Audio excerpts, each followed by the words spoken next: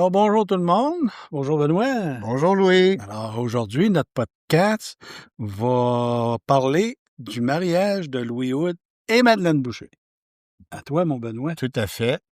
Alors, je vais commencer par vous lire le certificat de mariage. C'est pas très long.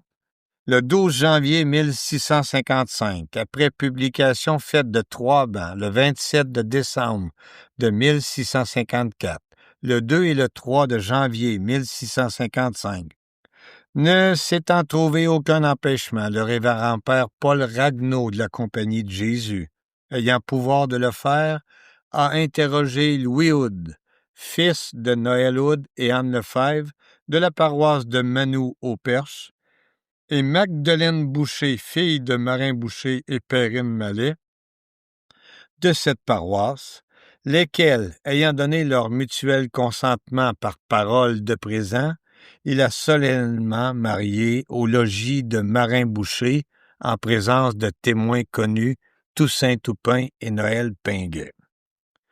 Alors, la maison de Marin Boucher, elle est à Château-Richer. Ouais. Et Qui existe là encore. qui existe toujours. C'est-à-dire que, Ben, pas sa maison qui l'emplacement. existe, mais Château-Richer, évidemment, existe. Oui, Mais l'emplacement où la maison de Marin Boucher était. si vous vous rendez à Château-Richer, vous arpentez la rue principale, c'est-à-dire le chemin royal. Royal. Alors, vous allez voir une affiche, un cadre dans lequel est inscrit « Ici était la maison de Marin Boucher ». Quelque chose comme ça, en tout cas. Mais donc, comme les registres de la paroisse de Château-Richer ne débutent qu'en 1661, l'acte de mariage a été déposé au registre de la paroisse de Notre-Dame de Québec. Le père Ragnaud n'a pas signé l'acte. Les deux témoins au mariage sont deux habitants du Perche. On l'a dit que Louis Hood, quand il est revenu sur la côte de Beaupré, il était un peu revenu parmi les siens. Et donc, ces deux témoins-là sont des familles bien connues dans le Perche. C'est aussi grâce à ce certificat de mariage que l'on connaît le nom des parents de Louis Hood. Alors, le père de Louis Hood s'appelle Noël Hood et sa mère Anne Lefebvre. Et c'est malheureusement à peu près tout ce que l'on sait d'eux. On ne sait pas si il y avait des frères et des sœurs, tout ça, parce que dans les registres que nous sommes allés consulter aux archives départementales d'Eure-et-Loir, eh bien, on a vu qu'il n'y avait rien à propos de la famille de Louis Hood. Ça veut donc dire qu'ils étaient peut-être décédés, vu que les registres débutaient en 1675. Les parents de Louis Hood étaient peut-être déjà décédés avant 1675 et on ne pouvait pas, évidemment, on n'avait pas le certificat de baptême de Louis Hood, encore moins celui de son père, disons. Alors, alors Madeleine, elle, n'était pas la première fille du couple Boucher-Mallet à se marier. Elle avait une sœur plus âgée qu'elle, prénommée Françoise, qui a épousé 5 ans avant le mariage de Madeleine, avait épousé Jean Plante. Et elle a aussi une sœur cadette qui s'appelle Marie, qui va se marier une année après elle, à un âge encore plus jeune que Madeleine, parce que Madeleine se marie à l'âge de 13 ans et demi, et sa sœur se marie, la sœur Marie là, se prend époux à l'âge de 12 ans et 8 mois. Elle marie Charles Godin. Les trois sœurs Boucher ont eu de nombreuses familles, d'ailleurs. Louis Hood était bien décidé à demeurer au pays, et après 8 mois, la plupart des immigrants étaient de jeunes hommes célibataires qui tentaient l'aventure dans un nouveau pays. Ils ont été nombreux à demeurer au pays après leur contrat d'engagement, et même si c'était pas toujours facile, parce que certains ont été un peu découragés par la difficulté du climat, disons, un peu aride, et puis le harcèlement de certaines tribus autochtones. qui rendait, disons, la vie, on va dire, un peu périlleuse. Les journées étaient longues pour ces jeunes hommes dont la plupart étaient sans compagne. Mais Louis Hood était bien décidé à demeurer au pays et après 8 années de dur labeur à défricher des terres pour se ramasser un peu d'argent, la solitude commence à lui peser et il aimerait bien trouver une compagne pour l'accompagner ses journées, le soutenir dans ses tâches quotidiennes.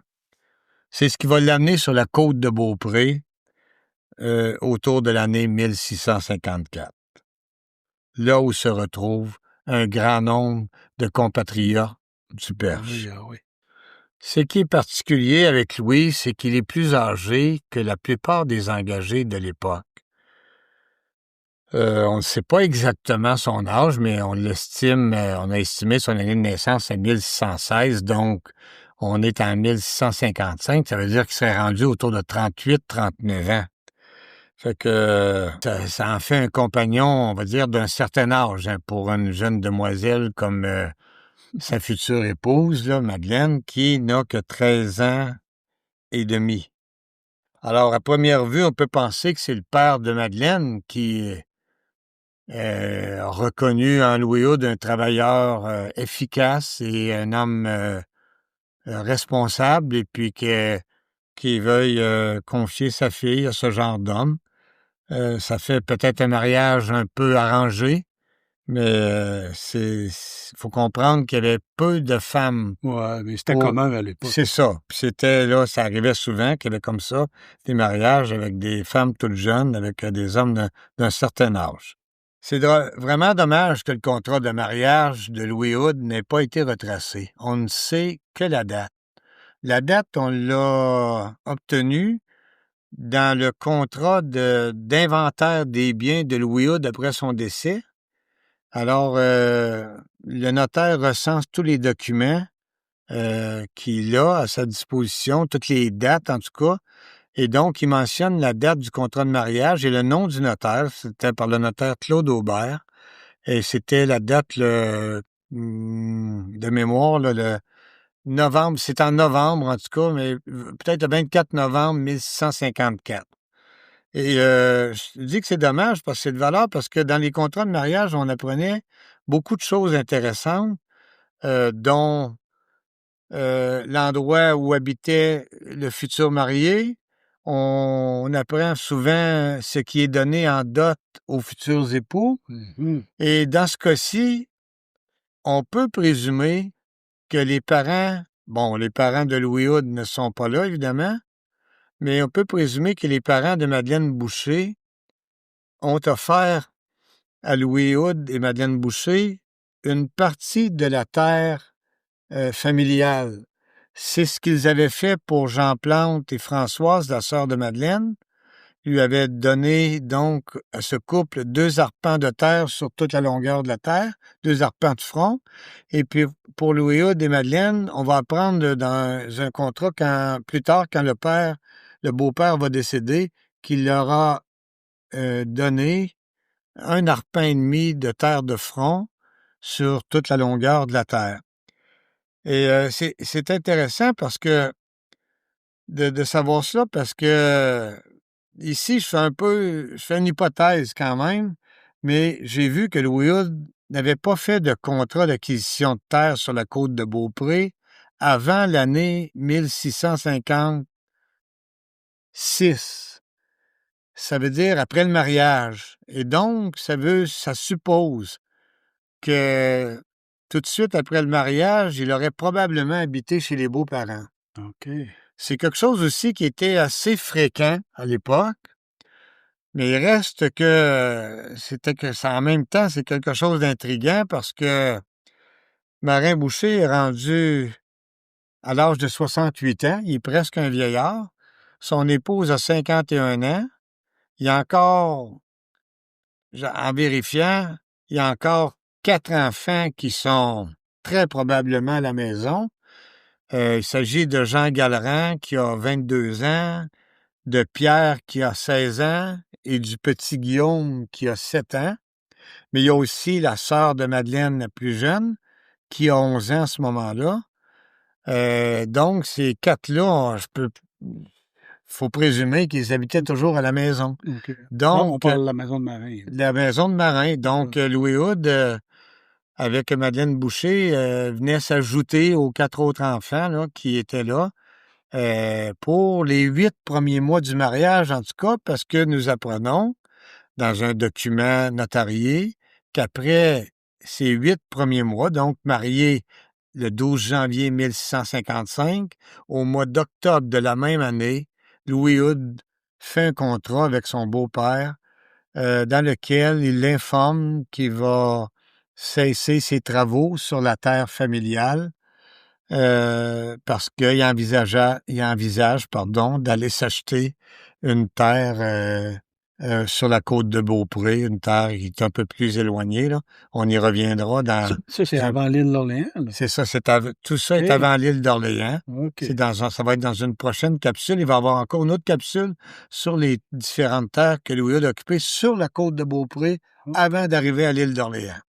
Donc, ces 8 mois de travaux-là qu'il a fait sur la terre, le beau-père est reconnaissant de ça et il lui offre en récompense un bœuf de 3 ans. Ça va être bien utile à Louis. Je trouve ça intéressant parce qu'on n'en parle pas beaucoup, qu'il y a eu d'autres terres sur la côte de Beaupré. Là. Non. C'est intéressant de savoir ça. Là. Tout à fait. Et puis, ça montre aussi que, évidemment, vous comprenez que c'était pas la situation idéale pour le jeune, on va dire, le nouveau couple, on va dire ça plutôt de même, c'est plus juste. C'est ça, ouais. Pour le nouveau couple qui veut fonder une famille, d'être installé dans la maison du beau-père.